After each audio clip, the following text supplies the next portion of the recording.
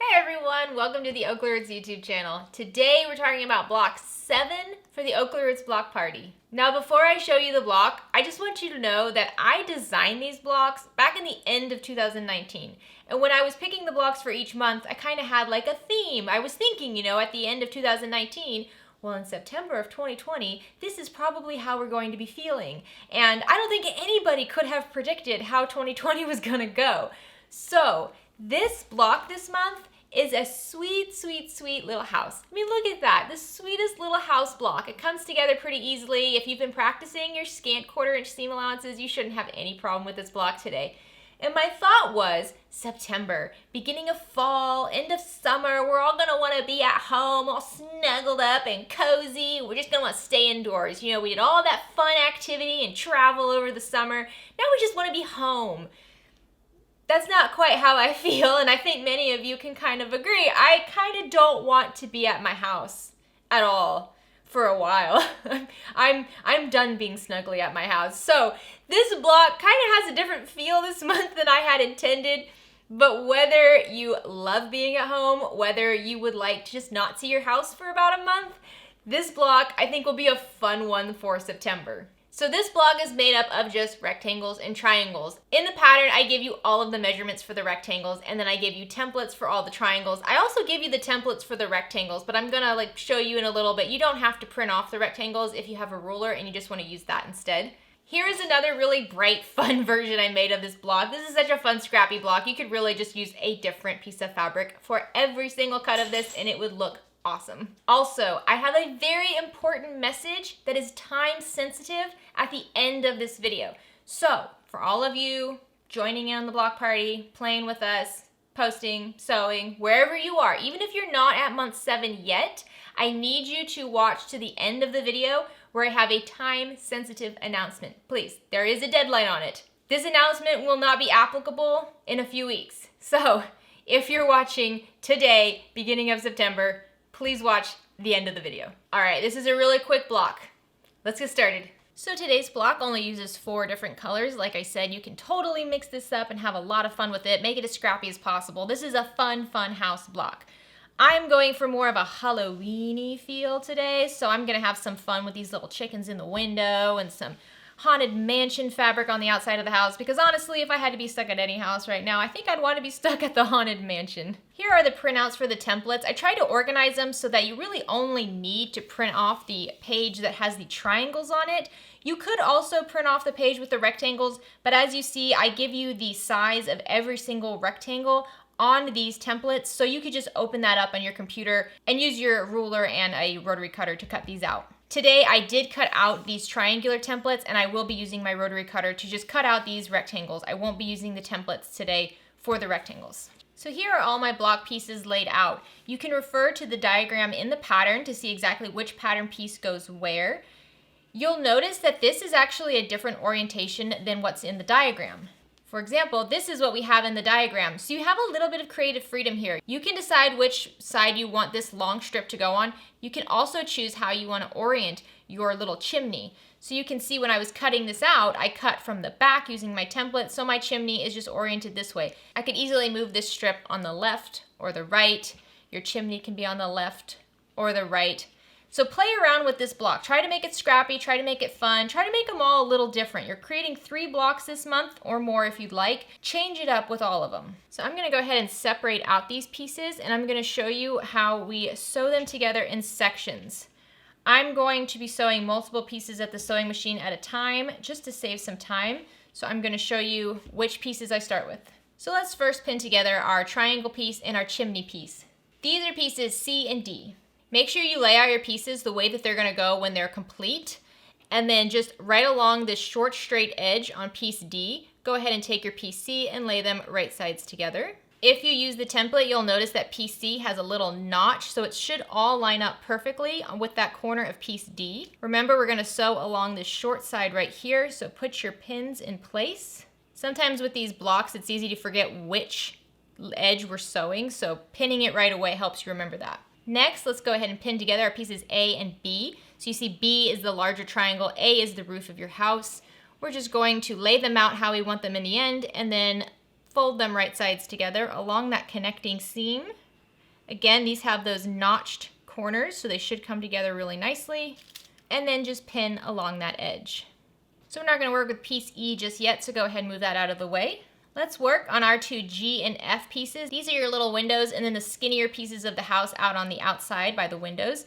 So I'm just going to fold them right sides together along their connecting edge, and then I'll just pin that edge. Once I have one side done, I'm going to go ahead and do the same thing on the other side by that window. So I have my window piece and then the smaller house piece. Fold them right sides together.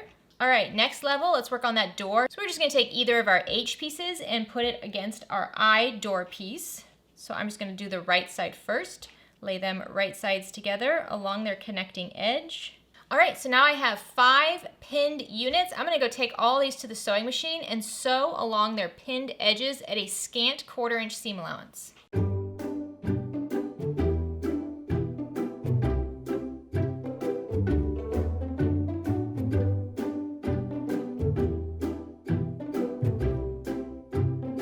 Once you have your blocks all sewn together, let's go ahead and press them.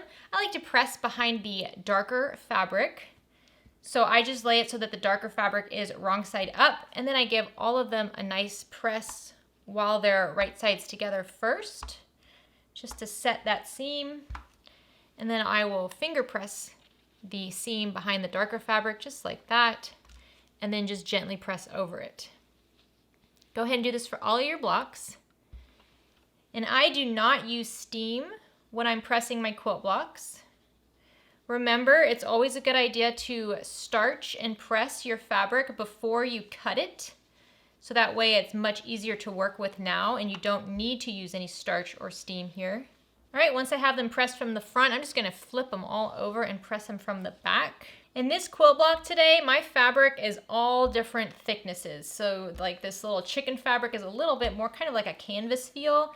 And then this blue fabric here is just like a regular quilt cotton. And then the Haunted Mansion and floral fabrics are kind of like a lawn. They're very, very thin. So you can make these quilt blocks with all different thicknesses of fabric. You just have to be careful when you're working with it. Once you have those seams pressed, you can go ahead and add your blocks back to your design just to get an idea of your layout. Once again, making sure you're always sewing the right pieces together.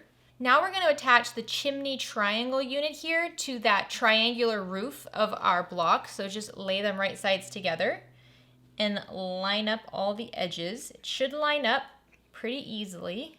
We don't have a whole lot of seams yet. Next, I'm going to add my center house unit to one of the windows. So pick either one. I'm going to go with the left window and I'm just going to lay it right sides together and pin along that connecting seam.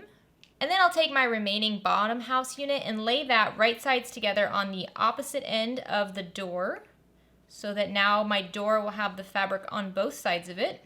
Okay, now we can take our 3 pinned units to the sewing machine and sew them at a scant 1/4 inch seam allowance.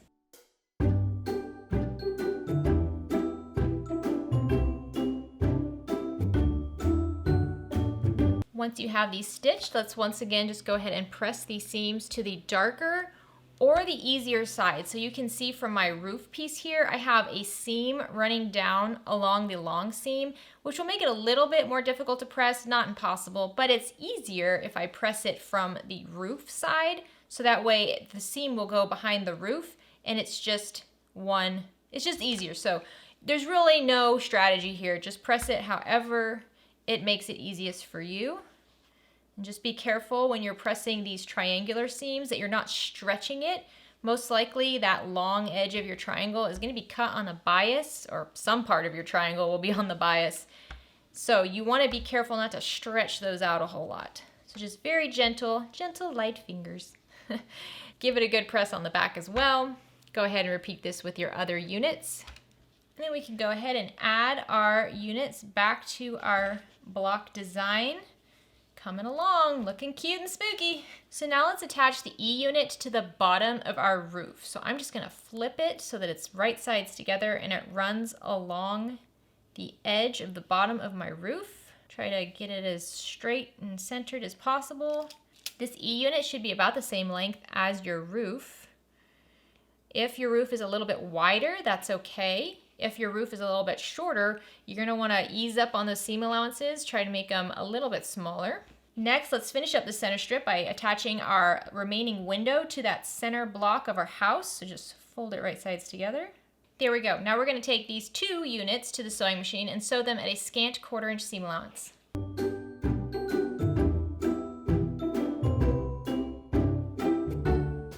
All right, just like before, we're going to press these seams. I like to press the seam behind that long, skinny E strip, just because it might be a little bit easier. And then give it a quick press on the back as well.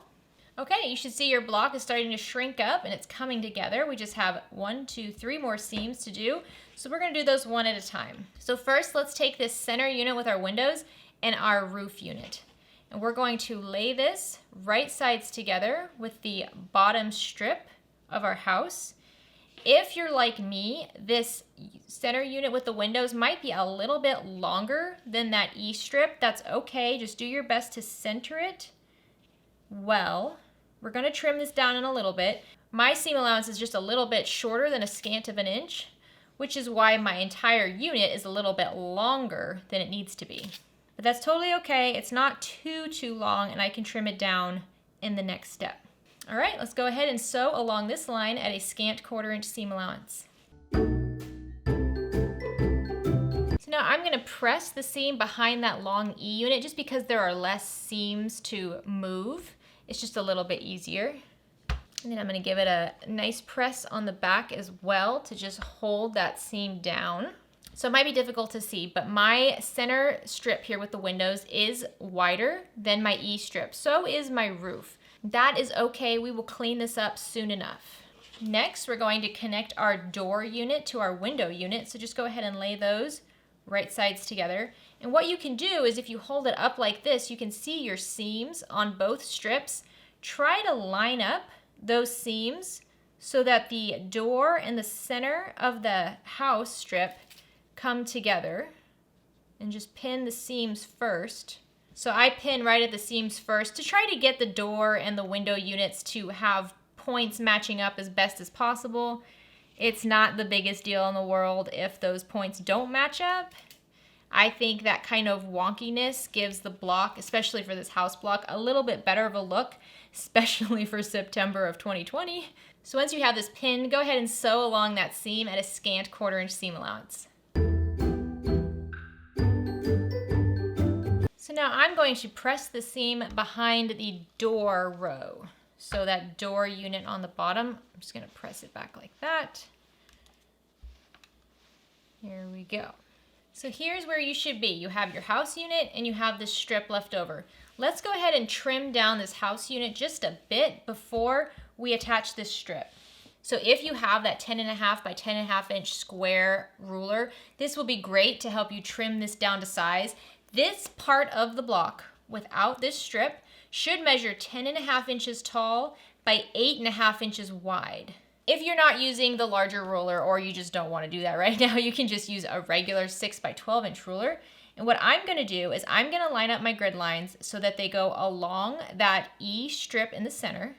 And then I'm going to line up the side of my ruler with the very edge of my E unit, because my E rectangle here is 8.5 inches wide. So this is how wide I need the whole block to be in the end.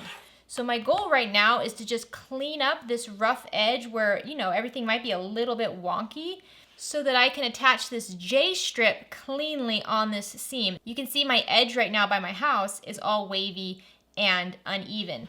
That's gonna make it difficult to attach this J unit, so I'm gonna clean that up first. So taking my ruler and lining up one of my grid marks along the center strip on my E unit, and then lining up the edge of my ruler right on the edge of that E rectangle. And now you can see this is all my overhang right here. I have a little bit by the window strip. I have a little bit overhang by my crooked chimney. That's okay.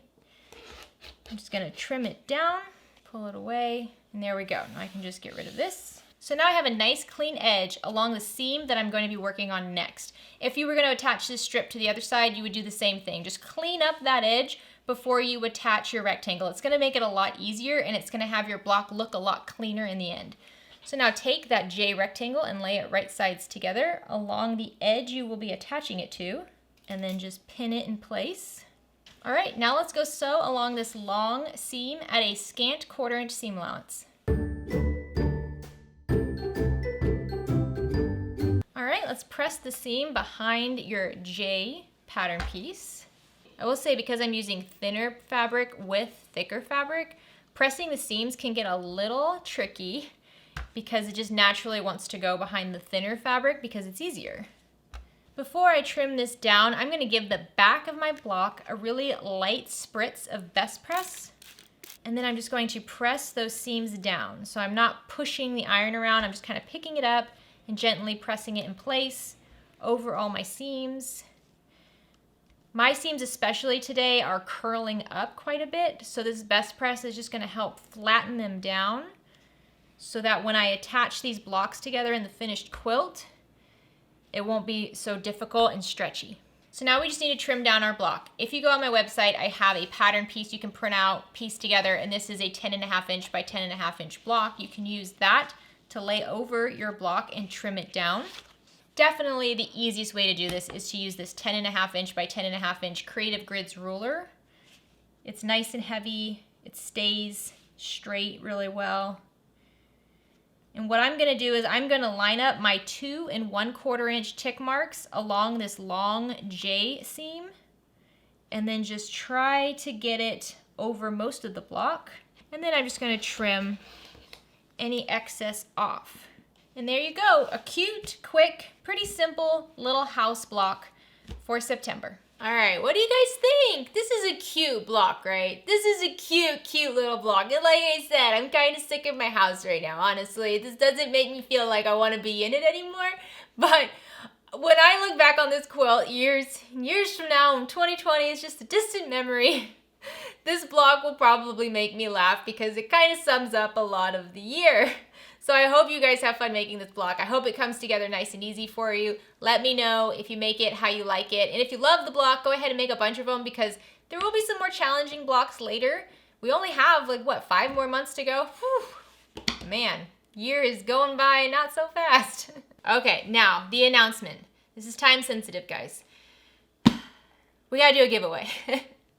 I feel like I'm building this up quite a bit in a dramatic way. We need to do a giveaway. Now this is a giveaway for anybody. You don't have to be actively making the blocks in order to be part of the giveaway. I'm not gonna go check your house and make sure you're sewing them, but I do want this giveaway to really be focused on the members of the block party, people who are making these blocks, because the stuff in this goes really, really well with the block party. I will have a link down in the description of this video for you to click and go enter in different ways to enter the giveaway. I don't know how many options I'll have down there, but there'll be plenty of ways for you to enter the giveaway. The giveaway starts today, September 7th, and will end on September 28th. So that gives you 3 weeks to enter this giveaway. I really want to make sure that any of you who are sewing along with the OklaRoots block party have an opportunity to enter this giveaway, even if you're not at this block yet. If you're still working on block 2, enter the giveaway. If you're part of the OklaRoots block party, I want you to enter this giveaway. I love giving you guys stuff. This is open worldwide. You know, I will ship it wherever it's gotta go. All right, I guess I should show you what's in the box. So let's look at what's in the box. First thing is my favorite tool for the block party, that 10.5 inch by 10.5 inch Creative Grids ruler. This is just such a little lifesaver for cutting down these blocks. I wish I could give these to everybody. I even reached out to the company and begged them for some sort of a discount code, which I obviously was unsuccessful at, but this is such a good ruler. Next is this little pouch with some goodies in it. So let's take a look at what's inside of this giant box.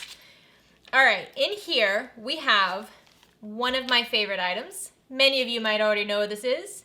This is the Seam Ripper and Stiletto combo from Quilt and Hive on Etsy. Look at that, look how pretty it is. It has a stiletto on one side, a seam ripper on the other. I love these. So there's one. And then after that, I have a little fat quarter bundle for you. But this was a fat quarter bundle that I made specifically for you. This is custom group fabrics from my favorite places. We've got Backstitch, we've got Miss Mac, we've got Notorious. We don't have Hapa in here, but we're gonna change that because Hapa is one of my faves. So I'm gonna put some Hapa fabric in here as well. I'm not gonna really show you what they are because it's a little surprise bundle. I also have a panel in here, which doesn't go too much with the block party, but you might be able to use it. So this fun little bundle will also be heading your way, as well as this adorable little mesh pouch, which is great at holding all of your scraps, little things you need while you're working on the block party, or while you're working on anything else, honestly. And as always, there will be a handmade item in there from me to you. I don't know what that item is yet, but I will make you something and it will be in the box. So the link for the giveaway is down in the description. I do hope you enter. I hope that whoever gets these goodies loves them. I hope you're having a great time with the block party. I know I am. Seeing this come together is amazing. A lot of you have been posting your shots of like all your different blocks laid out together. Whoo, it's looking so good. Oh man, this is gonna be a fun quilt. Like I've said before, if there was ever a year to do like a block of the month, it's this year. Cause man, oh man, this is what it is.